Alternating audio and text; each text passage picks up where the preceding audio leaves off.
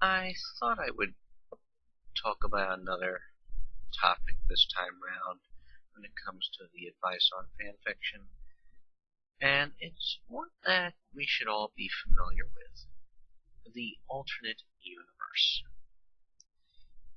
Now let's face it, every fanfiction out there is an alternate universe of whatever it is the fanfiction of. That's just a fact. And some of our various fandoms are very open to the idea of alternate universes. I mean, let's face it, DC has their Infinite Earths, good example of multiple universes, alternate universes. Marvel has established that there are alternate universes there too. Earth, I think 616 is their main one. And even television shows, mostly the sci-fi ones, tend to examine the alternate universe. I mean, let's face it, the Star Trek universe has the mirror universe. They only delved into it once in the original series, at least once in Enterprise, but they really enjoyed delving into it with Deep Space Nine. But what we have to come to accept is everything we do is going to be an alternate universe. And while some fandoms are very accepting of it, others do not necessarily seem open to it. And I have to say this, we have some very prime examples of franchises using alternate universes. I think a good example of a franchise that uses the alternate universe is literally the Ghostbusters franchise. And that in part stems from the remarkable origins of Ghostbusters. In case none of you know, and I know there was a lot of hoopla of it over the summer, but Ghostbusters has been around, at least the concept in that, since 1975. And I'm sure you're all wondering, huh? Well, it's a fact. Back in 1975, there was a one-season Saturday morning show, live action, called The Ghostbusters, in which you had two guys and a gorilla, all played by former F Troop stars, busting ghosts. They would get a mission from the mysterious head of their group, Zero, and then they would go bust the ghost using, I believe, what they call the dematerializer. The ghost would be gone, everything hunky-dory. In it, your typical Saturday morning hijinks, like the old door gag that you would see so often in Scooby. And that's actually where Ghostbusters start. When the show went off the air, the name was dormant. It was still owned by the production company that made the show, so that when Aykroyd, Murray, Harris, or Harold Ramis, I got the name mixed up there, wanted to do their script, they had to make a deal with the owner of the name. Basically, they could use it for the movie. He gets to do a new series, an animated series. Because at the time, the owner of the Ghostbusters name had been having a run of success with various other shows like He-Man, She-Ra. I'm sure you all heard of those. So, the script that the guys had in mind, which was called The Ghost Smashers, got retooled as The Ghostbusters.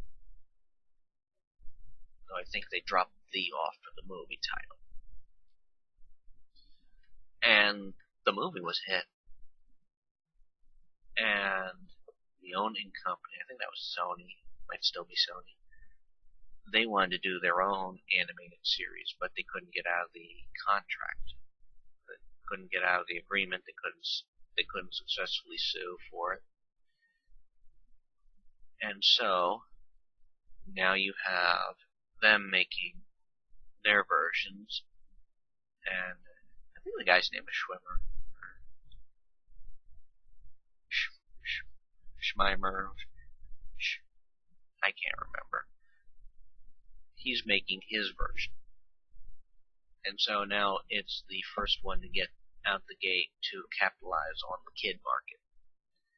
But each had their own charm. What became known as Filmation's Ghostbusters literally followed as a sequel to the 1975 version. This time, however, the characters from the first one, it's their sons taking over. The gorilla, Tracy's still around, which shows that Tracy is a very special, very long-lived gorilla. Very smart one, too. Let's face it, Tracy's building all their equipment. And so that show came about. And it went with a gimmick that was pretty well used when it came to these shows that the company made. They had reoccurring baddies. They had some whimsy in it, some laughs. They had a transformation sequence, which I think some fans still love to this day. And with it, because it was a 5-day syndicated version, you could get away with 5-day storylines, 5-part storylines, multi-part storylines, because episodes are usually run back up one day after another. Sony had their version, which was the real Ghostbusters, and these were usually all standalone stories based off the Ghostbusters from the movies. In fact, it was a continuation from the movie, as viewed by the fans and all that. Well, Ghostbusters ended. Filmation's Ghostbusters ended. The real Ghostbusters continued on for a few years. They had Saturday morning, and they did a syndication version just to combat against Filmation's Ghostbusters. So what happens? Runs for a couple of years, and then the second movie comes out. If you're keeping track, right now we have 2, quote, universes. Well, when the second movie came out, here's the storyline. Right at the beginning of the movie. After the events of the first movie, the Ghostbusters presented a bill to the city. The city presented a bill to the Ghostbusters. The Ghostbusters filed for bankruptcy. The city filed for bankruptcy. The city bounced back. The Ghostbusters didn't. This means that all the events from the cartoon series never happened. So now you have an alternate timeline branching out from the cartoon and the movies. So there you have 2 timelines. And of course the original being, you could argue, as an alternate universe because both series were set primarily in New York. Both Ghostbusters are headed in New York, are headquartered in New York. So now you have 3 timelines, 3 universes. You have the Filmation's Schumer version. You have the Ghostbusters we all know and love from the movie diving out to the cartoon series, and the movieverse, if you want to use that term. That became very popular with Marvel. So what's next? Well, the second movie didn't do so well. And while the cartoon would somewhat acknowledge that certain events from the movies happened, it also died out. Or so we thought. Many years later, about maybe 5 or 6 years later, a new Ghostbusters came out, Ghostbusters Extreme. This was at a time when the extreme things were getting big. And so, what do we have? It's another cartoon. We have a group of 4 college students. You have Eduardo, who somewhat falls into the stereotypical view of Hispanics at the time. He's a bit of a slacker, but a bit of a joker, but he gets things done. You have Garrett. He was the Caucasian member. He was also wheelchair bound and an avid sports player. You had Garrett, who was sort of the naive, sweet naive one. He was African American, voiced by Alfonso Riviera. And you had Kylie, the only female in the group of these 4, voiced by Tara Strong. They all take a class at the college. The teacher is Dr. Egon Spengler. And needless to say, ghost activity is starting up again. Slimer comes flying in, and now we have our 4 new Ghostbusters. A direct continuation of the cartoon franchise. In fact, as the series ended, they had a nice little reunion with the originals, and a major paranormal event stopped. So now you have, let's recap, we have the Filmation Ghostbusters, we have the Ghostbusters that then divvied out to the movieverse and this cartoonverse. So that's about 3 timelines right now. And of course, if a 3rd movie ever got made, everyone figured it would follow the 2nd one. Well, nothing happened for a while, and then I think in the early 2000s, there was a book done. It was entitled Ghostbusters: The Return. I have a copy. It was actually a very good read. It follows the events after the 2nd movie. Another spook spirit is coming about. And, of all things, we have Peter running for mayor. They'll delving into his more shystery con man type persona, which the cartoon series sort of like hinted. He got that from his father, but he tried to use it more legitimately than his father would. And well, he does make a run for mayor, and helping with the busting of ghosts, it actually gets him elected. To which he then resigns, letting his alternate take over, which was Winston. And Winston has always been the more down-to-earth of the characters. You have to admit, he was sort of like an everyman when introduced in the movies. And to be honest, he showed that he was very capable of what they did, and all that. So now we have, in some ways, still have 3 timelines. Well, with the 3rd Ghostbusters movie still in development hell,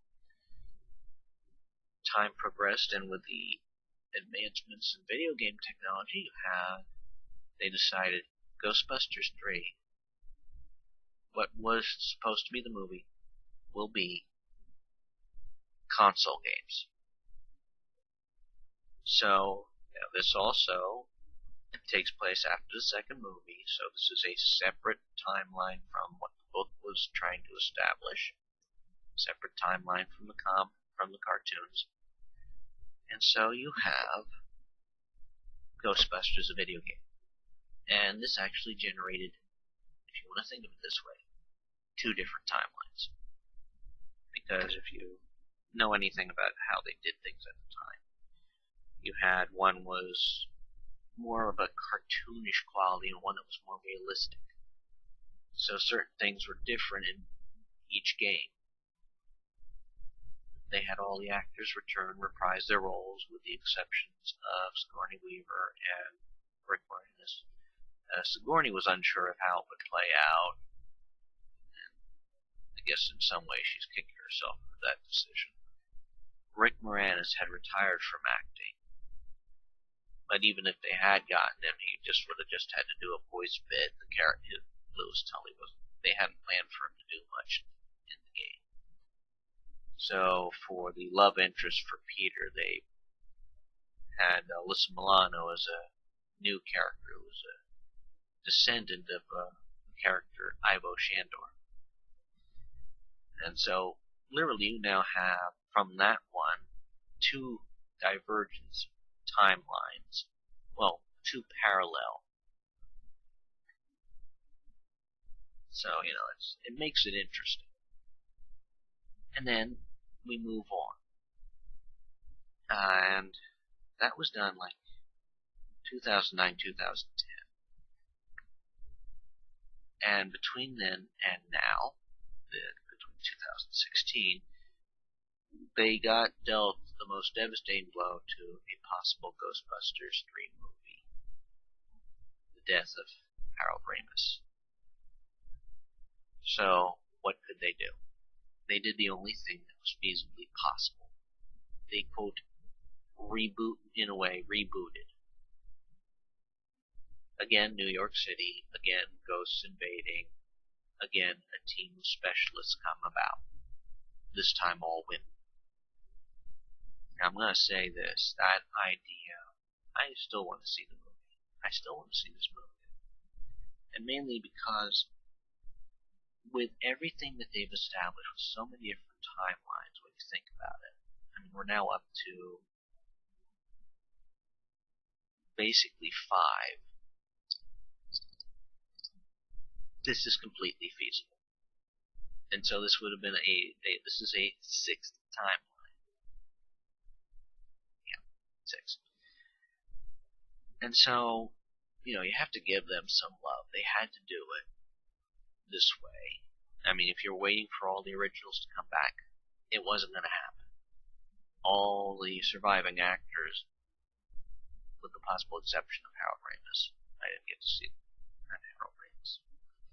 Rick Moranis, all the surviving cast members came back to do cameos, which is something they did with all sorts of reboots and remakes and all that. But this is all plausible. I mean, let's face it, even the Ghostbusters cartoon acknowledged there's existence of alternate universes. And one of which I mentioned in the previous thing. They run across the People Busters from a ghost version of the universe. So we all create these various alternate universes whenever they do a spin-off or a cartoon of a existing series or a TV show based off a movie. It's an alternate. It's a spin-off. It's an alternate universe. You can't get away from it. If they work them all together, that's even beautiful. I mean, let's face it, there are about, there were 5 Star Trek shows, 6 movies for the original, 4 for the Next Generation. Those were all set in the same universe. And then when they rebooted the movie franchise, they came up with an alternate timeline. So now you have at least 3 known universes. In episodes, they have encounters with multiple universes and traveling back in time. You can't get away from it. There are all alternate universes. And fanfiction writers, we are always delving into the alternate universes. So, let's face it, I give them some love. When they try and do this with franchise and movie-wise, TV series-wise, we gotta also try and give them love too. I mean, let's face it, if we stick to the originals and form a knit group that only wants the originals, well, you've seen what's been happening with the Republican Party this year. That's gonna be what happens to the fandoms if we stick that way. that's all I have to say on the alternate universes. Again, if you enjoy these advice things, enjoy listening to them, subscribe, share it with your friends. I greatly appreciate it. I may try and do some more readings of things since I have 2 little chapters of my one fic read, and I'd love for you to listen to them too. Take care.